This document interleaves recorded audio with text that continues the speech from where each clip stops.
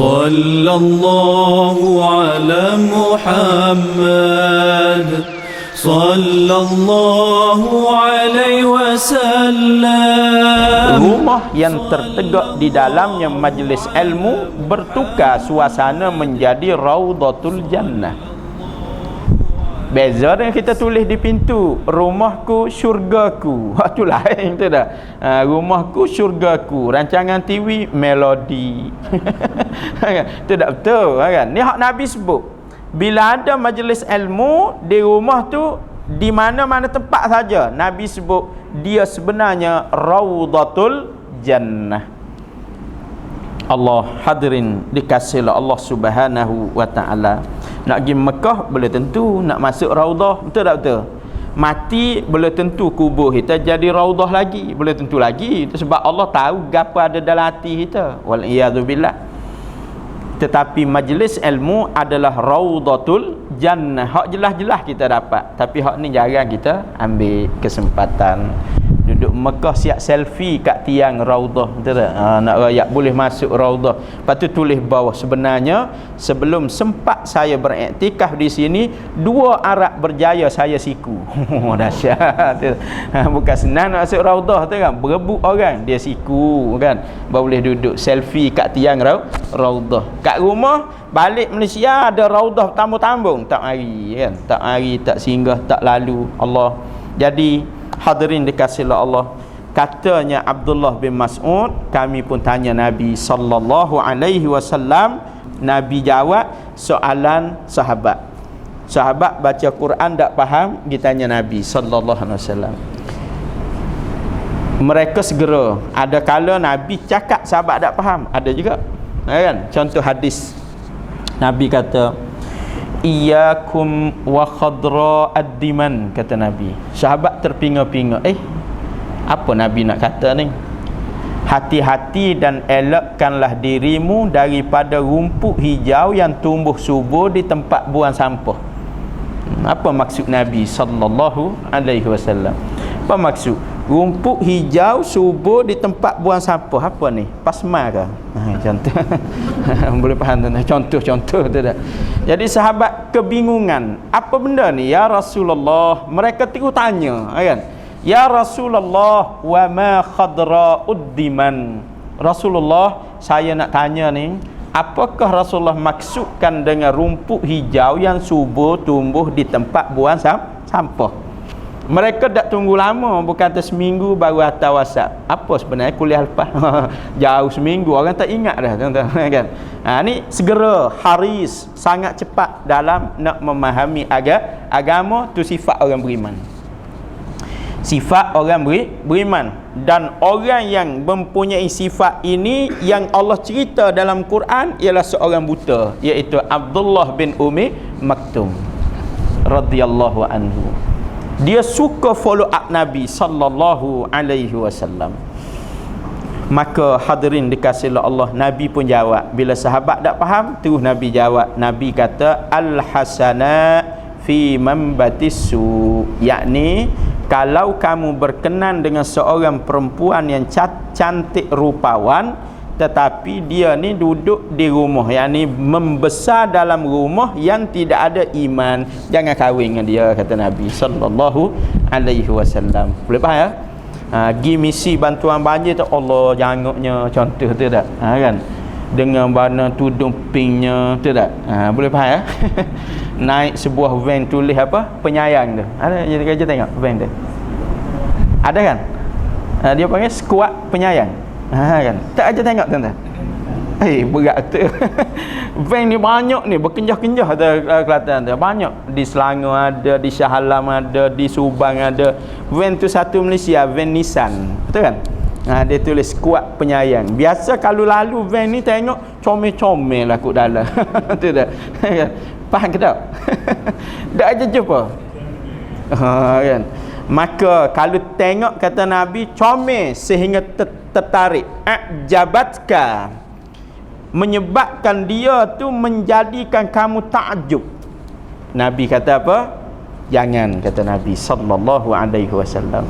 Sebab apa Nabi kata jangan? Sebab Allah telah turun satu ayat, kalau kamu berkenan kepada seorang musyrikah yang sangat cantik, lebih baik kamu kahwin dengan hamba yang beriman, kata Allah Ta'ala. Siapa Allah sebut gitu? Jikalau kamu wanita beriman berkenan dengan lelaki musyrik, lebih baik kamu kahwin dengan seorang hamba yang beriman. Allah siapa kata lebih baik menikah dengan hamba yang beriman? Allah tak kata lebih baik menikah dengan muslim yang miskin tapi beriman. Tak. Allah kata lebih baik menikah dengan hamba. Nak rayaknya hamba disebabkan dia beriman, dia jauh lebih mulia di sisi Allah Subhanahu wa Ta'ala berbanding orang tadi yang hebat, kaya raya, cukup lekat tapi tak beriman dengan Allah Subhanahu wa Ta'ala. Allah. Ini nak ayat cerita sahabat mereka berinteraksi dengan Nabi sallallahu alaihi wasallam. Maka dalam urusan ayat ini pun sahabat ditanya Nabi, rupanya jadi isu di kalangan sahabat ayat ni. Orang ni tanya orang ni, orang ni tanya orang ni, orang ni ditanya Nabi sallallahu alaihi wasallam.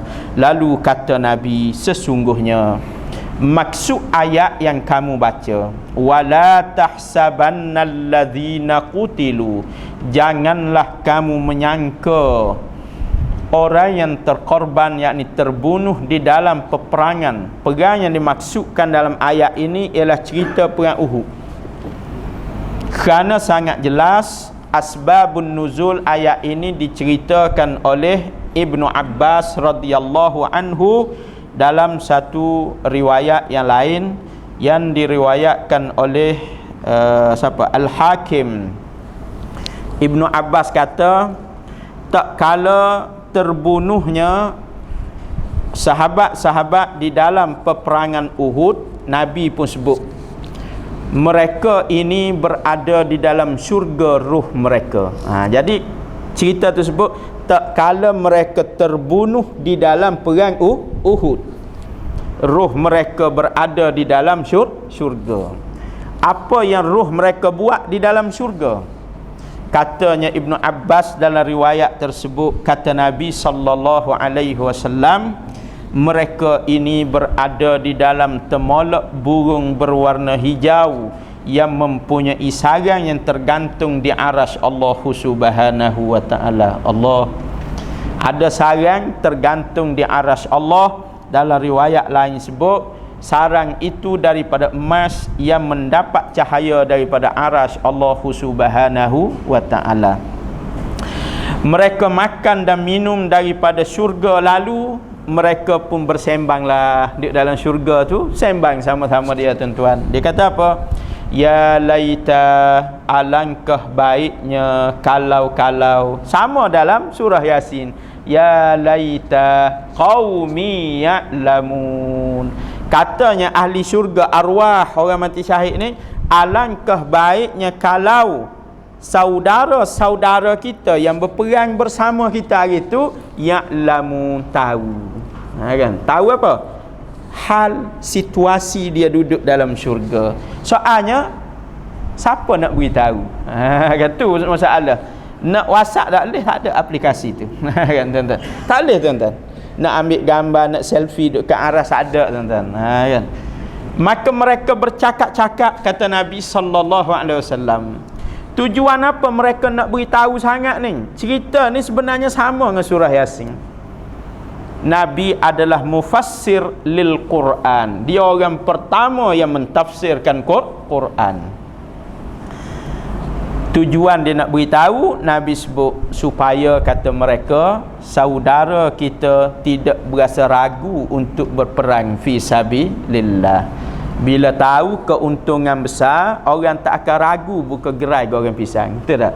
Dia tahu sale satu hari 500, nak ragu lagi ya? Tak ragu tuan-tuan. Kan? Orang pun ajar, kalau penguat kuasa mari, begini cara dia tu. Lagi yakinlah tu kan. Ada teknik-teknik dan seumpamanya.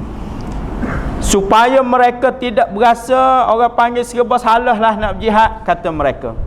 Tak kala mereka bercakap begitu, kata Nabi, Allah jawab, aku akan memberitahu mereka, kata Allah Ta'ala. Maka turunlah ayat ini. Allah sebut, wala tahsabannal ladzina qutilu fi sabilillahi amwata bal ahya'un 'inda rabbihim yurzaqun farihina bima atahumullah min fadlihi wa yastabshiruna billadzina lam yalhaqu bihim min khalfihim alla khaufun alaihim walahum yahzanun. Itulah ayat ni tuan-tuan hadirin dikasihi Allah. Jadi hebat ayat kita baca ni sebab nuzul dia dua, di dunia dan di syurga.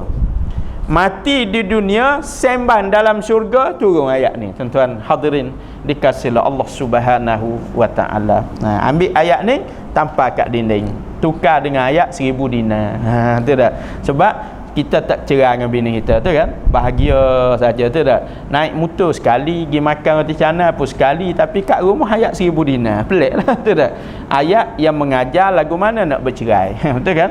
Wa may yattaqillaha yaj'al lahu makhraja. Jadi tak kena tuan-tuan. Sangat tidak kena. Baik. Oleh itu para sahabat ridwanullahu alaihim akhirnya tanya Nabi. Nabi pun kata, arwahuhum, roh mereka itu fi jawfi tayrin khudrin, berada di dalam kantung temolok lah. Jawfi khudrin, burung berwarna hijau di dalam syurga.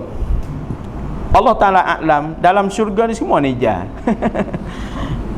Ada ulama sebut warna hijau ni dia kata warna yang paling menarik. Allah Ta'ala a'lam. Kan tuan-tuan hadirin dikasihi Allah Subhanahu Wa Ta'ala. Tapi sungguhlah orang tengok bumi yang menghijau, jadi tenang, betul tak? Kalau tengok langit hijau pelik sikit lah, betul tak? Langit jadi biru. Orang pun kata tunjuk maknanya ada ruang untuk bersama. Ada orang jawab gitu, tuan-tuan. Baik, hadirin dikasihi Allah. Jadi warna langit, warna bumi memang warna. Ada pun hak atas darat ni akidah tu tak boleh duduk sekali. Kan? Baik, maka kata Nabi lagi, laha qanadilun mu'allaqatun bil arsh. Burung-burung ini mempunyai qanadil. Qanadil ni kalau bahasa asal dia, qandil maknanya lampu. Kalau gini misbah Arab panggil, atau lambah kan, lamp Arab tukar jadi lambah, lampu kan. Sebab Arab tak boleh sebut pi.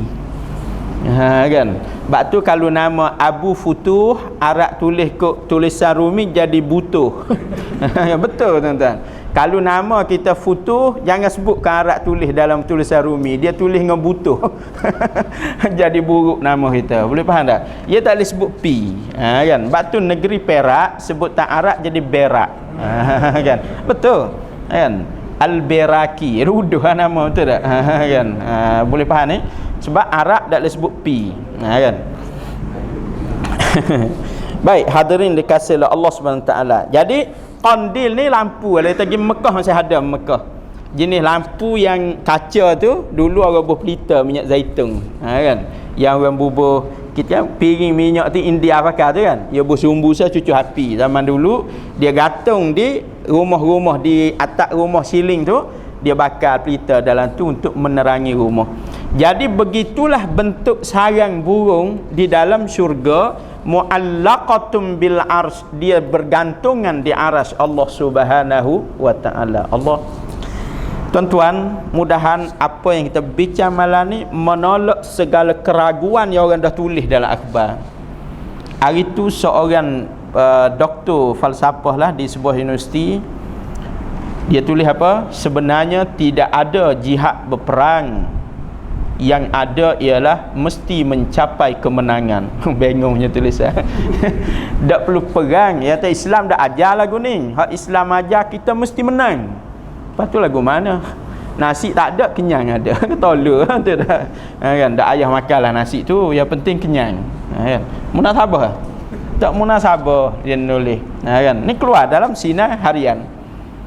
Kerana dia komen beberapa orang yang mati di Syria dari rakyat Malaysia. Kan. Allah dia buat fatwa kau dan sekali. Tuan-tuan hadirin dikasihi Allah Subhanahu taala. Dan terbaru ada seorang berucap dalam ceramah Maulid, terkenal orang ni, dia kata kebanyakan jihad hari ni tak ikut sunnah Nabi dan daripada fatwa ulama usul. Oh ganas ya, duduk sini dengan duduk di Iraq tak serupa. Rejim Basharil Asad sebelum bunuh orang lain, kalau jumpa orang nama Umar dulu dia bunuh. Itu keadaan tuan-tuan. Di Iraq kanak-kanak kalau orang jumpa tengah jalan tanya, namamu apa? Omar. Orang semelih situlah ya di Iraq hari ni, sebab anti terhadap Sunni. Kan tuan-tuan, dulu bawah Saddam Hussein memang dia jahat, tapi Saddam Hussein ni bagus sikit dari sudut ni. Lalu Syiah berkuasa, mereka bunuh anak dara daripada keluarga Sunni dirogo biasa saja di Iraq hari ni tuan-tuan. Tambah-tambah perancang bandar pula menghidupkan kelab malam dan juga pawagam lucah di jalan-jalan di Baghdad. Bacalah akhbar-akhbar dari tanah Arab, berita-berita di sana. Begitu sekali mereka buat hari ni. Jepun yang mendapat projek pembangunan di Afghanistan buat benda sama. Di Afghanistan sekarang ni di bandar-bandar dibina kelab-kelab malam dan panggung-panggung wayang lucah tuan-tuan, merosakkan akhlak masyarakat. Allah. Jadi jihad di sana jangan kita fatwa sini, tak betul. Lagi kan kita pun boleh tengok fatwa Terengganu dengan Pahang tak serupa, betul tak? Kasim Ahmad fatwa di Terengganu murtad, Kasim Ahmad fatwa di Pahang sesat. Tak serupa, tapi hukuman tetap tak ada. Kalau murtad bunuhlah, betul kan? Tapi bebas agak lagi Terengganu pun. Cuma nak rakyat fatwa tak serupa. Dua buah negeri yang berjiran cakap pun serupa. Kita pergi balik Pahang tu tanya, nak ikan apa panggil apa? Nak ikan, sebut ikan juga. Maknanya bahasa pun bahasa Terengganu lagi. Fatwa dah tak serupa. Ya tuan-tuan hadirin dikasihi Allah Subhanahu Wa Taala. Lalu dia sebut hari ni jihad ni, dia kata kebanyakan fatwa ulama usul tak ikut sunnah Nabi sallallahu alaihi wasallam. Allah. Mereka berpegang dengan jihad hanya apabila dilancarkan oleh pemerintah. Dah pemerintah tak beriman bila nak lancar jihad. Pemerintah zalim takkan nak lancar jihad ke siapa, betul tak? Ni masalah besar tuan-tuan hadirin dikasihi Allah Subhanahu Wa Taala. Dia dua ulama minta kita faham, tapi ni sebutlah tuan-tuan, carilah masa tertentu bincang tajuk ni. Satu dikatakan imam, nombor dua disebut hukumah. Boleh ha? Sultan ataupun hukumah. Sultan orang tu, pemerintah tu, pemimpin tu. Boleh faham? Individu. Boleh jadi individu tu beriman, tetapi hukumatuhu kafirah, tetapi pemerintahannya adalah kafirah. Nak faham molek tu? Orang tak faham istilah ni, dia kata takfir. Bukan takfir, orang tu tak kafir, pemerintahan tu kafir. Boleh faham tak? Kau keliru juga. Ya dua perkara tu.